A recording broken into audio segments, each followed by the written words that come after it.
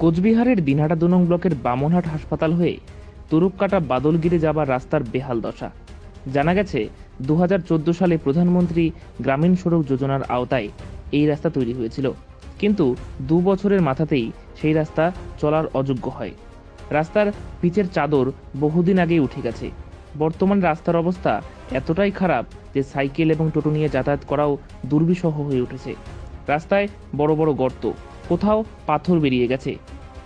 যে কোনো সময় ঘটতে পারে দুর্ঘটনা। সমস্যার মধ্যেই কষ্ট করে যাতায়াত করতে হচ্ছে এলাকাবাসীকে। যে রাস্তা পরিস্থিতি মানে একটা যে সাইকেল নিয়ে যাবো, সে রাস্তা তো ভালো হবে না।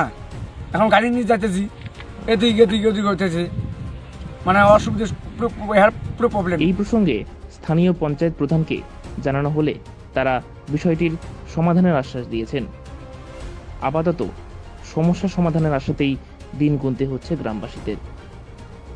বর্তমানে বলতে কি, বর্তমান না, অনেক দিন থেকেই আমাদের সমস্যা এই রাস্তাটা নিয়ে। আজ থেকে 5 বছর আগে রাস্তাটা হয়েছে 2014-তে PMGSY স্কিমের তত্ত্বাবধানে, কিন্তু রাস্তা করার মোটামুটি বছর 2-1 পর থেকেই রাস্তাটা চলাচলের মতন আর অবস্থায় নেই। তারপর অনেকবার অভিযোগ করার পরে একবার একটু রিপেয়ারিং হওয়ার পরে যাই হোক আবার প্রায় 3 বছর, বছর 3 আগে একবার রিপেয়ারিং করলো। 3 বছর থেকে এই একই যে পজিশনটা আপনি দেখলেন বা ভিডিওতে যেটা দেখাচ্ছে, সেম পজিশনে। লাস্ট লকডাউনের আগে একবার কাজ শুরু করলো পুরনো কন্ট্রাক্টর, তারপরে তো লকডাউন হয়ে গেল, হওয়ার পরে ওরাও সব যন্ত্রপাতি নিয়ে চলে গেল।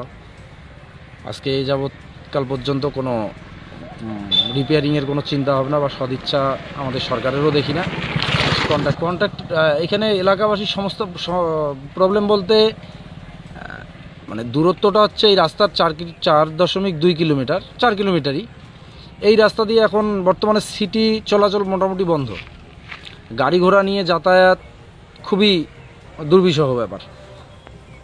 মানে এখন হেঁটে যাওয়া ছাড়া আমাদের বামনহাট বাজার করতে যাওয়া বা দিনহাটা যাওয়া, সে রুগী হোক আর যাই হোক, তাদের হেঁটে হেঁটে যাওয়া ছাড়া উপায় নেই। এই রাস্তা দিয়ে আর সিটি পর্যন্ত চলাচল করে না। বলেছি বিধায়ককে বলার জন্য, উনি বলছে যে হ্যাঁ বলেছি বা বলবো।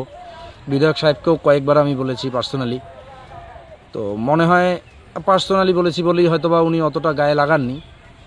এটা যদি সবাই মিলে যাওয়া যেত বা দলীয় নেতৃত্ব সেইভাবে বামনহাট নেতৃত্ব যদি এটা নিয়ে একটু সদিচ্ছা প্রকাশ করতো, তাহলে হয়তোবা হয়ে যেত, এটা আমার ধারণা। যেহেতু আমি পার্সোনালি বলি, যার জন্য হয়তোবা বিধায়ক সাহেবও ব্যাপারটাকে অতটা মাথায় নেন না।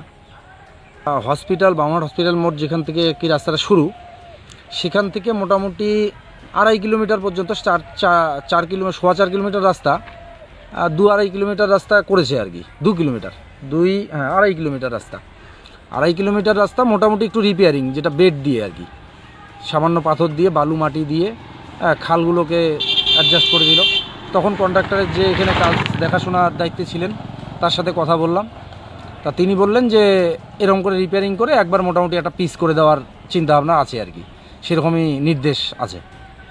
কিন্তু লকডাউনের পরে সেই কাজটাও তো বন্ধ হয়ে যায়, এবং তারপরে যেটা জিজ্ঞেস করে জানতে পারি যে না, কন্ট্রাক্টরের দ্বারা সেটা করা সম্ভব না।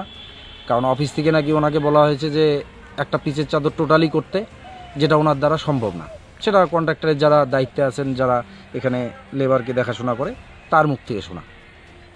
করার মতো কী আছে, আমরা তো বারংবার জানাচ্ছি, সেই আশায় আছি যে কিছুদিন আগে মুখ্যমন্ত্রীর পথশ্রী একটা প্রকল্প চালু করলো। সেই প্রকল্প চালু করার সাথে সাথেই আমি বিধায়কের সাথে কথা বললাম পার্সোনালি, যে এবার হয়তোবা সেই প্রকল্পের অধীনে এই রাস্তাটা করিয়ে দেওয়া যায় কি না।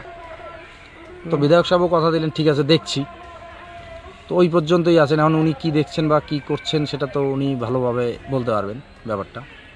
আমার নাম হচ্ছে শুভঙ্কর ভাদুরী, তুরুপকাটাতে বাড়ি আমার, রাস্তার পাশেই।